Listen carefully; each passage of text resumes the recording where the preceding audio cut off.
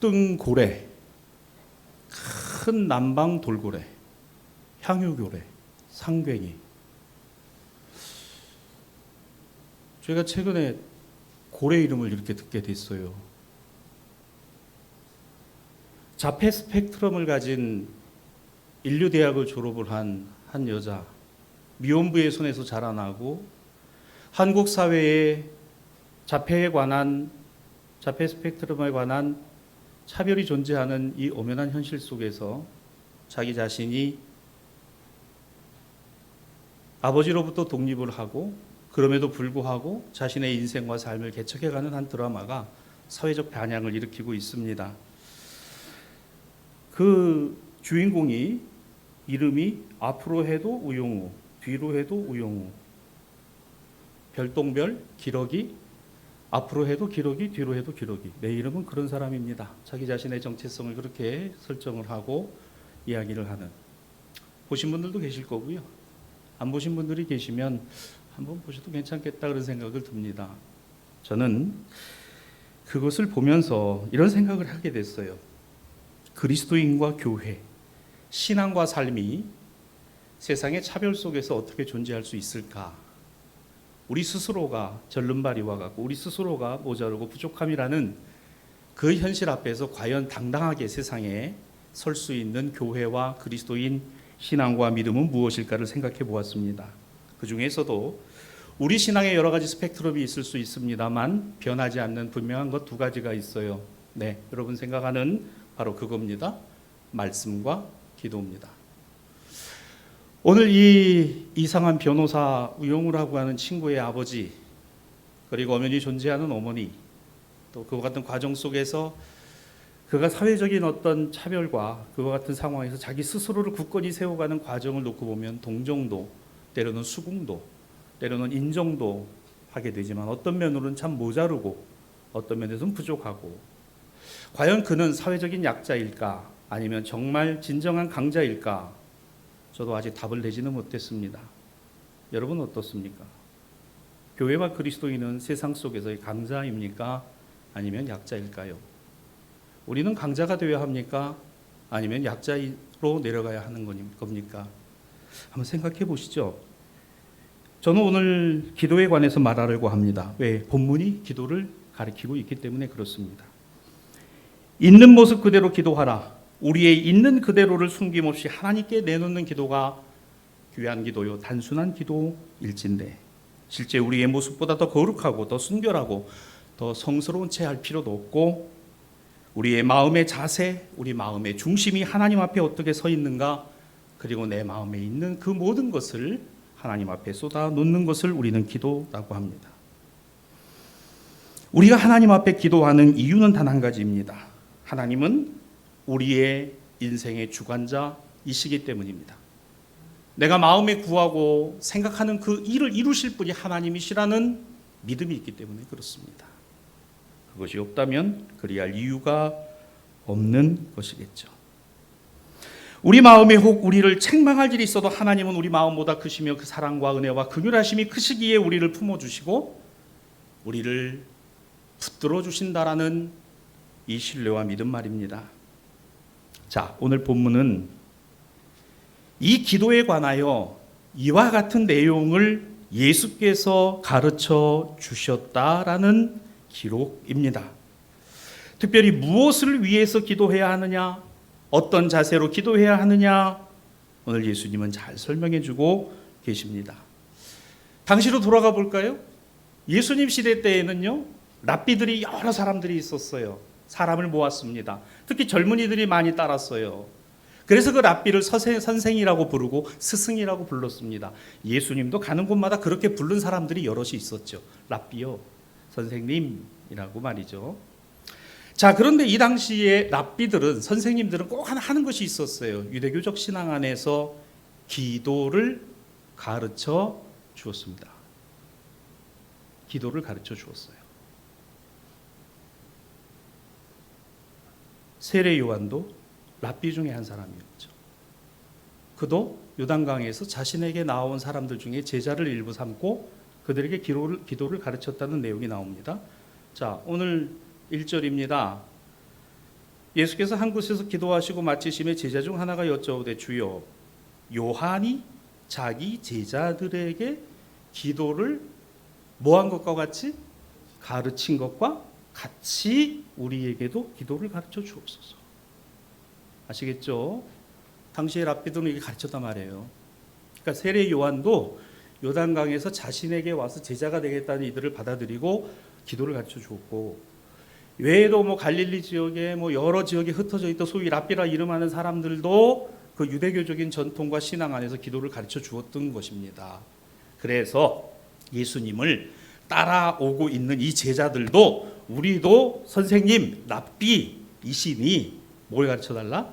하나님께 기도하는 그 기도를 가르쳐 주세요. 그럼 여러분 생각해 보세요. 다양했던 거겠죠. 이 당시에 어떤 사람은 이렇게 기도하라, 어떤 사람은 이렇게 기도하라, 이렇게 기도하는 것이 맞다, 이랬을 겁니다. 세례 요한이 어떤 기도를 가르쳐 주었을 것이냐? 복음서에 나타나지 않아요. 기도문이 없어요. 그런데 대략 유추해서 생각해 볼 수 있어요. 요한의 메시지입니다. 세례 요한은 어떤 메시지를 정했나요? 회개하라, 하나님 나라가 가까이 왔다라는 메시지를 전했습니다.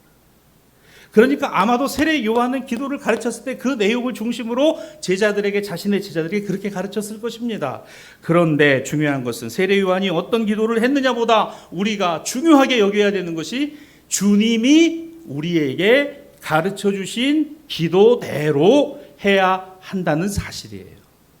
이게 남아 있습니다. 이것은 예수님의 기도가 아니고, 예수님이 이렇게 기도하셨다가 아니고, 예수님이 우리에게, 제자들에게, 교회에게 기도는 이렇게 하는 거야 라고 가르쳐 주신 것입니다. 어떤 내용인가요? 여러분, 서두에도 말씀드린 대로 기도, 주님을 향한 기도, 말씀, 주님의 말씀은 우리의 신앙생활을 어떻게 하는, 유지하고 지탱하는 가장 중요한 두 가지 기둥입니다. 한번 따라합시다. 기도와 말씀은 신앙생활의 두 기둥입니다. 아시겠죠, 여러분? 자막이 왜 안 나올까요? 자막이 나와야 되는 부분이에요. 자, 왜 여러분 다시 한번 마음속에 각인시켜 드리기 위해서. 기도 생활과 말씀 생활, 기도와 말씀은 신앙생활의 두 기둥입니다. 이거 없으면 신앙생활 안 하는 거예요. 죄송하지만 안 하는 겁니다. 신앙생활 한다면, 하기 위해서는 기도 생활과 말씀 생활, 기도와 말씀은 항상 움직일 수 없는, 변할 수 없는 두 기둥이다. 함께 가야 되는 거다. 그러면 이와 같은 점에서 우리 예수님께서 가르쳐 주신 기도, 그 기도대로 우리가 해야 되겠는데 그 기도가 어떤 것인가를 이제부터 살펴봅니다. 첫 번째로 이거 하나 기억하면 좋겠어요. 기도는 이렇게 시작합니다. 아버지요.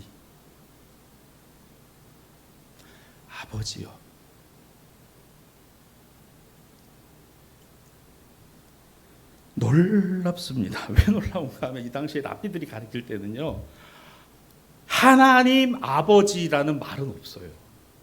야훼, 아도나이, 주님, 야훼, 하나님, 여호와, 전지전능하신, 무소부재하신 그 하나님은 계셔도 그 하나님이 나의 아버지라고 말씀하신 분은 딱 한 분 유일하게 우리 주 예수님 뿐입니다. 하나님을 아버지라 부를 수 있게 허락하신 것도 예수님이고, 그러니까 이 당시에 하나님을 아버지라 부르는 기도문을 가르친 건 예수님밖에 없었고, 유대교에서는 대제사장이나 사두개인이나 바리새인이나 율법학자들이나 그 어느 누구도 하나님을 감히 아버지라 부른다는 것은 상상할 수도 없는 거예요. 목자, 목자, 우리는 양. 어떻게 아버지라 부를 수 있느냐. 그래서 예수님은 더 궁지에 몰리셨던 것 같아요. 네가 뭔데 감히 하나님을 아버지라 불러? 하나님은 우리의 아버지가 아니시라는 거죠. 여러분, 예수님께서 놀랍게도 이 기도를 가르쳐 주시면서 가장 처음으로 우리에게 말씀하신 것은 아버지를 부르라는 거예요. 아버지. 이 자리에 우리 젊은 세대들도 계시고 나이가 많이 드신 어르신 세대들도 계십니다. 여러분들의 뇌리와 기억 속의 삶의 족적 안에는 아버지라는 이름, 어머니라는 이름, 부모님이라는 이름은 절대로 사라지지 않습니다. 맞죠? 사라지지 않아요. 이거는 변할 수가 없는 내용입니다.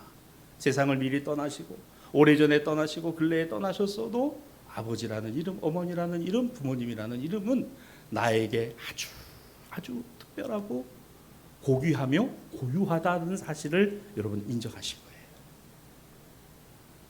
세상의 주관자 되시는 천지의 주제이신 하나님은 나의 하나님, 나의 아버지십니다. 아멘. 얼마나 놀랍습니다.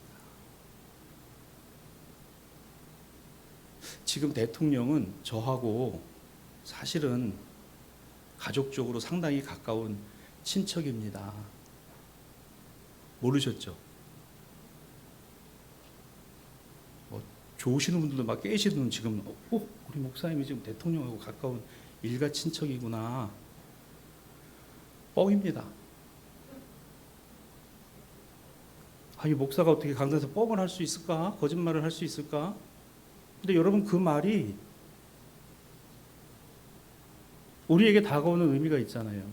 천지의 주제이신 하나님은 나의 하나님, 나의 아버지이십니다.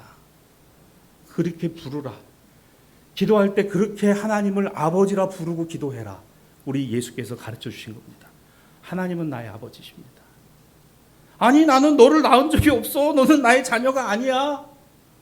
그런데 하나님은 단 한 번도 그렇게 하지 않으신다는 성경 속에 약속하고 계시다. 여러분 그래서 예수님께서 이 아버지라고 부르라 하는 이 내용은 특별하고도 고유하고도 그 어느 누구도 침범하고 범접할 수 없는 아주 분명한 사실을 우리에게 말씀하고 계시다는 겁니다. 아버지가 누구십니까? 어머니가 누구입니까? 부모님이 누구입니까? 우리의 모든 필요를 아심입니다. 필요를 채워주시기를 기뻐하심입니다. 우리가 필요하고 있어야 될 것에 우리가 연약하고 부족할 때에 외면하지 아니하시고 우리를 위로하시고 우리를 붙들어 주시고 우리를 일으켜 주시고 우리를 가르쳐 주시고 우리와 동행하시고 우리에게 힘과 능력을 주고 있는 이들이 계시니 바로 나의 아버지, 나의 어머니, 부모님이시더라는 거예요. 저도 오늘도 저와 저희 가정을 위해서 기도하시는 어머니와 장모님 그리고 하늘 천국에서 기도하고 계실 아버지와 장인어른을 생각해 보면 그거는 변하지 않아요. 돌아가셨다고 끝나지 않았습니다.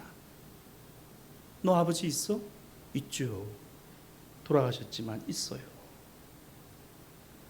여러분 하나님을 아버지라 부른다는 사실은 우리가 하나님 앞에 기도할 때 가장 먼저 저 멀리서 전지전능하신 하나님 이시기 이전에 그 하나님이 나의 아버지시다.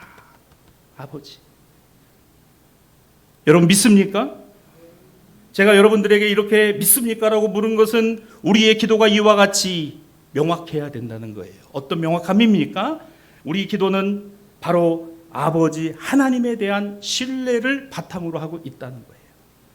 기도의 내용의 의미가 명확해지기 위하여 그 다음에 이어지는 내용 아버지의 이름이 거룩히 여김을 받으시오며 라고 예수님이 가르쳐 주셨어요. 아버지에 대한 믿음과 신뢰로부터 나오는 게 있습니다. 바로 그 아버지에 대한 존경과 존중입니다. 아버지가 부모님이 어머님이 존경받고 존중받는 것에는 바로 자녀가 그 아버지와 어머니에 대한 믿음과 신뢰가 있다는 것을 전제하고 있어요. 마찬가지입니다. 우리가 아버지의 이름을 부르고 하나님의 아버지의 이름을 부른다는 것은 그 아버지 하나님을 향한 무엇이 있어요? 믿음이 있고 무엇이 바탕으로 있습니까? 신뢰가 바탕되어 있기 때문에 그 아버지를 존경하고 존중하고 인정하게 되는 것이죠.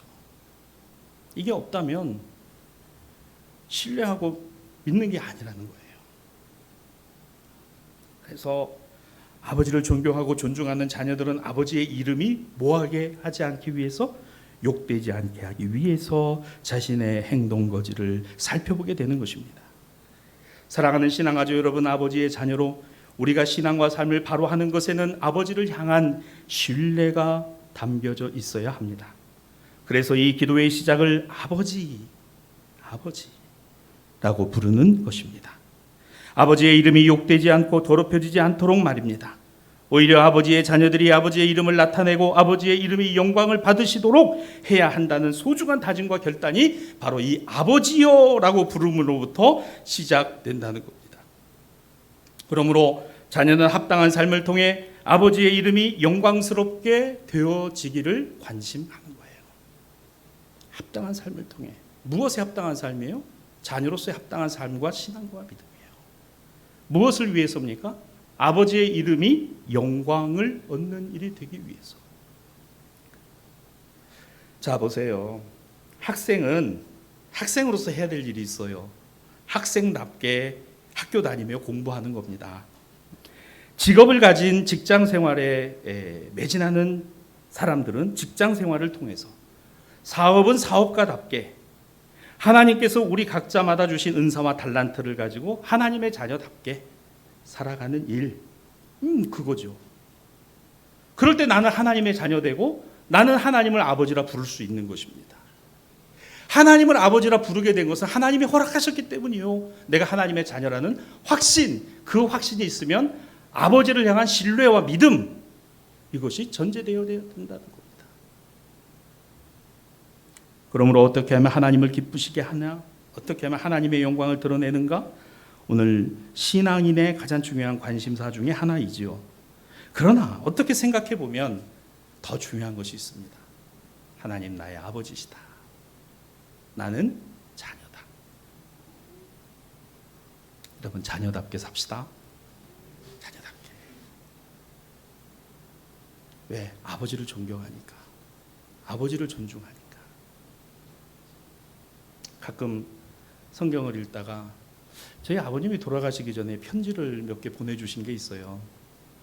편지를 몇 개 보내주신 게 있는데 글씨를 잘 쓰지 못하시는, 저희 아버지 글씨가 참 좋습니다. 아마 보신 분들도 계시겠지만, 근데 글씨를 잘 쓰지 못하시는 그런 상황까지 가 있는데 삐뚤빼뚤, 그리고 글씨를 써서 편지로 해서 저에게 몇 장을 보내주신 거 제가 보관을 하고 있습니다. 그걸 한 번씩 볼 때마다 그냥 가슴이 먹먹한 거예요. 별 내용은 아니에요. 근데 그 편지가 어떤 관계에서 나에게 주어진 거죠? 아버지와 아들의 관계 속에서 주어진 거예요. 글씨가 삐뚤빼뚤해도 손에 힘이 없어서 글씨를 못 쓰시는 그런 상황이 됐는데도 거기에 담고 싶은 내용이 있으셨던 거예요. 누가 누구에게? 아버지가 아들에게. 하나님은 창세기부터 요한계시록까지 당신의 자녀들을 향하여 남기고 싶으신 것이 있었습니다. 그게 내 손에 쥐어진 하나님 말씀. 이 말씀을 붙들고 때로 눈물을 흘리고 때로는 가슴을 치며 때로는 여기에 담겨진 그 마음을 읽어낼 때 비로소 엎드려 아버지, 아버지. 저는 아버지를 믿습니다. 저는 아버지를 신뢰합니다. 저는 아버지를 존경하고 저는 아버지를 존중합니다. 아버지의 이름이 욕되지 않도록 살아가기 원합니다. 아버지 이름이 영광을 얻으시는 일이 되기를 원합니다. 내가 누구의 아들이라는 사실이 부끄럽지 않기를 원합니다. 이것이 내 마음속에서 일어나는 거죠. 똑같은 내용입니다. 저는 주님께 너무 감사해요. 하나님을 아버지라 부를 수 있게 해주시고, 그것도 말로가 아니라 당신의 몸을 내어서 당신의 살을 찢어서 아버지시다. 하나님의 아버지시다. 여러분, 기도할 때마다 그 하나님이 여러분의 아버지로 바로 여러분의 삶에 관계하고 여러분의 삶 속에 계심을 확신하는 대사의 모든 신앙가족들이 되시기를 주님의 이름으로 축복합니다. 자, 그 다음에 이어지는 기도가 있어요. 나라가 임하시오며라고 예수님이 가르쳐 주시는 거예요. 나라가 임하시오며 이와 같은 삶을 살아가도록 하심입니다. 여러분, 여기서 나라는 무엇이에요? 장소의 개념, 시간의 개념이기 이전에 다스림의 개념이요, 통치의 개념입니다. 하나님 나라, 하나님의 나라의 임하심은 하나님의 영향력이 미치고 하나님의 말씀이 살아있고 하나님의 주권이 살아있음을 믿는 자들에게는 하나님의 나라가 이미 이루어졌다라는 사실입니다. 나는 대한민국의 국민으로 살아간다는 그 증표는 주민등록증으로서 입증되기 이전에 내 마음에 확신이 있어요. 여러분, 우리가 하나님의 나라라고 하는 그 개념은 하나님의 다스리심과 인도하심과 구원하심과 역사하심을 확신하고 있는 것으로부터입니다. 여러분, 우리는 어디에 속해 있습니까? 예수께서 우리에게 가르쳐 주신 대로 너는 하나님의 나라, 하나님의 백성, 하나님의 자녀다라는 사실입니다. 여러분, 그러므로 우리는 이것을 복음이라고 말합니다. 복된 소리라고 말합니다. 어디에 속해 있느냐고? 하나님 나라에 속해 있는 사람, 하나님의 다스리심 속에 있는 사람. 맞습니다. 예루살렘에서 여리고로 내려가던 사람들을 우리는 지난 3주 동안의 주일의 말씀 속에서 누가복음 10장 이후로부터 매주마다 3번을 살펴보았어요. 거기에 보면은 제사장도 나옵니다. 레위인도 나옵니다.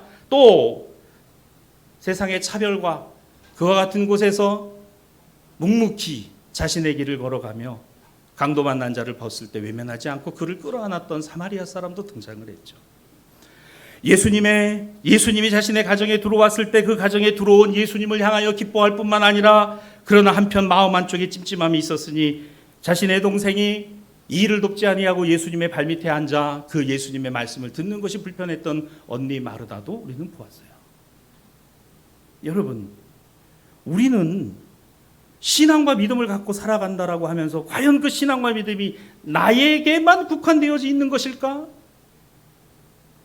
여러분, 내가 아버지의 자녀로 살아간다는 것은 내가 세상에 나가 직장과 생업과 학업과 모든 삶의 일터의 자리에서 아버지의 자녀라고 하는 그 사실 속에서 끊어내야 끊어질 수 없고 버릴래야 버릴 수 없는 그 관계로부터 이어지고 있다는 사실입니다. 이건 변하지 않는다는 거죠. 여러분, 제사장은, 레위인은 왜 변했을까요? 무엇 때문에? 왜 마르다는 마리아를 두고 주님, 이 일을 돕지 않는 동생을 좀 나무라세요. 야야야야, 많은 거 하는 거 중요한 거 아니야. 다만 몇 가지라도, 여러분 말씀을 되돌아 보세요.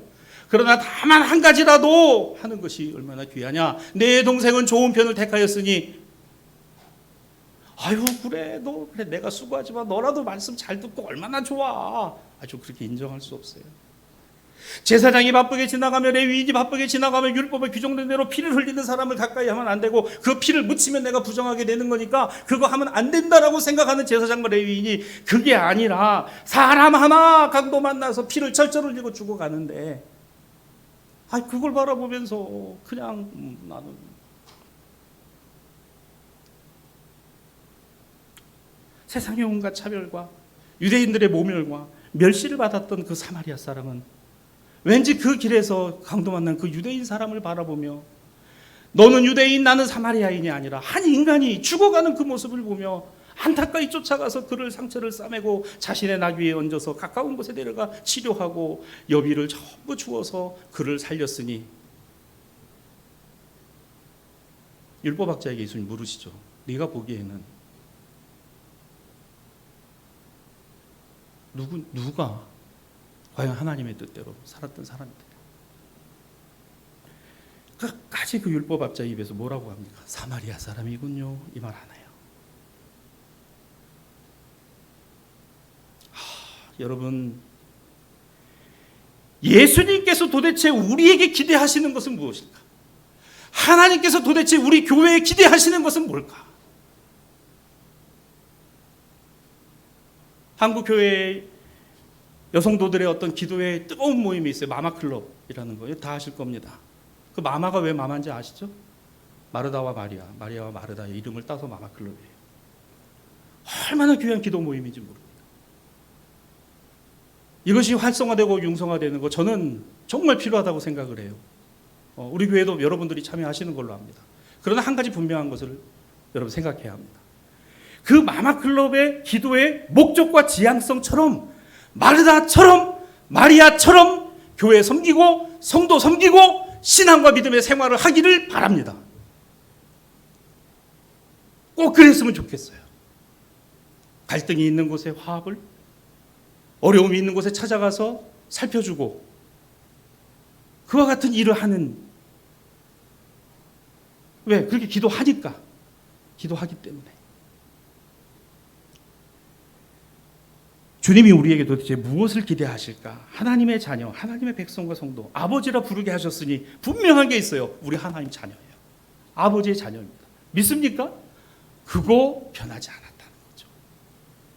사랑하는 우리 대사의 신앙가족 여러분, 아버지여 이 하나 꼭 기억합시다. 두 번째 우리가 기억할 기도가 있어요. 날마다라는 거예요.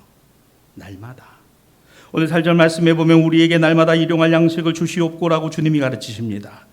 여러분, 위로는 아버지에게로, 아래로는 날마다 우리의 삶에 기초한 기도의 내용을 설명하시는데 가장 중요한 것, 일용할 양식입니다. 날마다 일용할 양식.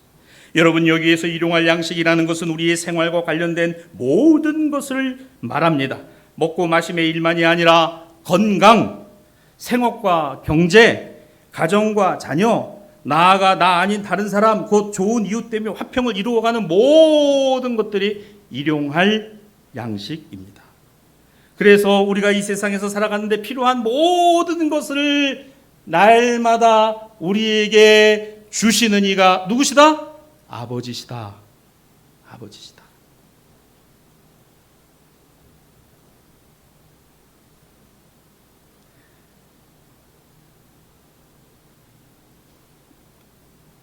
아버지는 부족함이 없어요.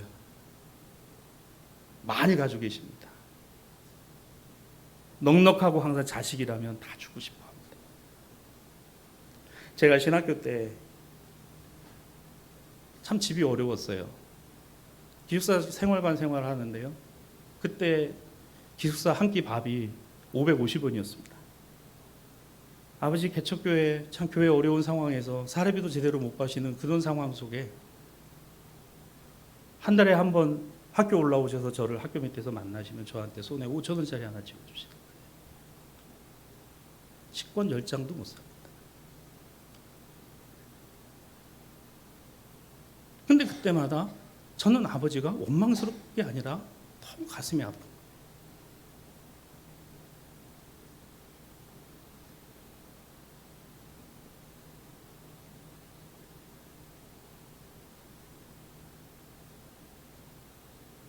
아버지가 없어서, 근데 그 주고 싶은 마음, 그거 가지고 안 되는 거 알면서도 그렇게 말씀하시는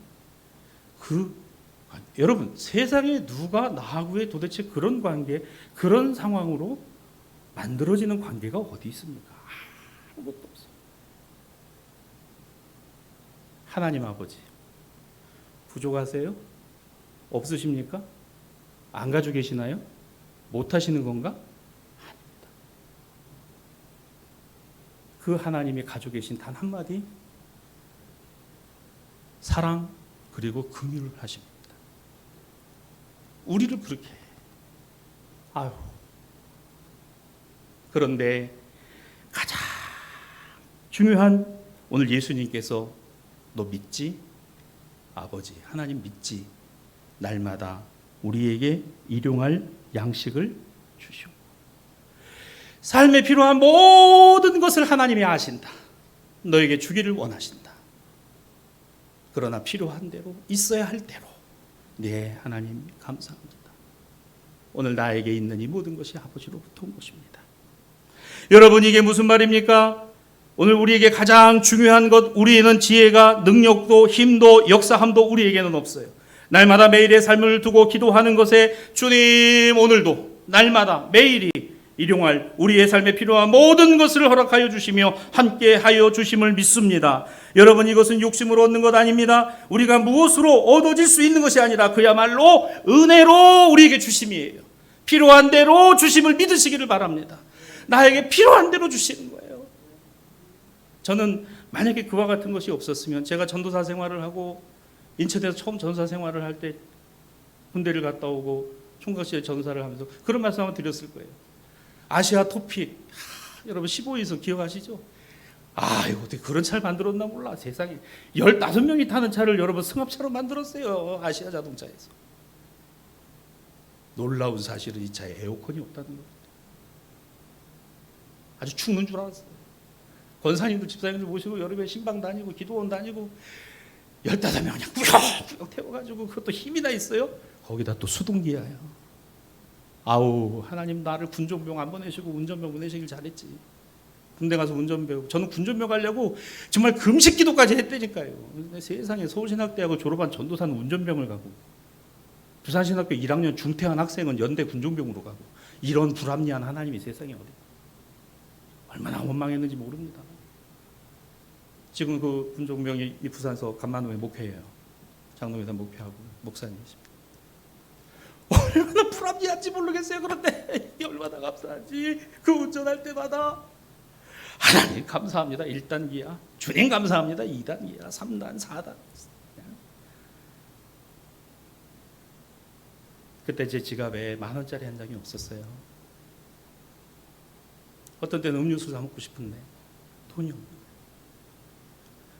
하나님, 제 지갑에 꼭 10,000원짜리 한 장씩은 있게 해달라고.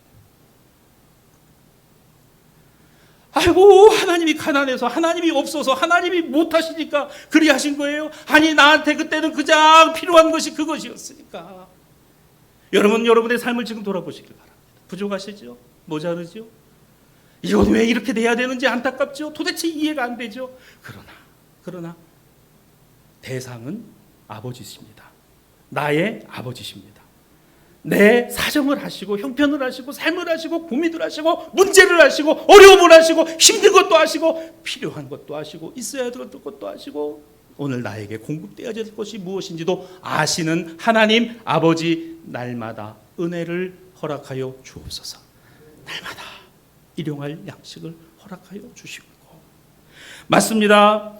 오늘 우리가 기도의 제목이 경제 위기를 극복하고 코로나를 극복하고, 그러나 정작 위기의 본질은 하나님을 잃어버리는 것에 대한 두려움, 기도를 안 하는 것에 대한 두려움, 말씀을 떠나는 것에 대한 두려움이 먼저여야 된다는 사실이에요. 오늘 이것이 되지 않도록 절규하고 절박하게 하나님 내가 말씀을 떠나지 않게 하여 주시옵소서. 하나님 내가 기도하지 않는 죄를 범하지 않게 하여 주옵소서. 하나님 이 신앙과 믿음이 하나님 앞에 온전히 세워져 가게 하여 주시옵소서. 이 기도가 저와 여러분의 기도가 되기를 주님의 이름으로 축원합니다. 경제 위기를 벗어나고 기름값이 떨어지고 주식이 올라가고, 아니에요. 나보다도 하나님이 더 잘 아세요.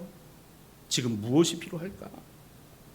여러분, 그렇기 때문에 일용할 양식에 관한 기도의 두 번째 의미는 여기에 있습니다. 오늘 우리에게 필요한 것뿐만 아니라 내일 우리를 위하여 있어야 될 모든 것까지도 하나님이 아심이라 그랬습니다.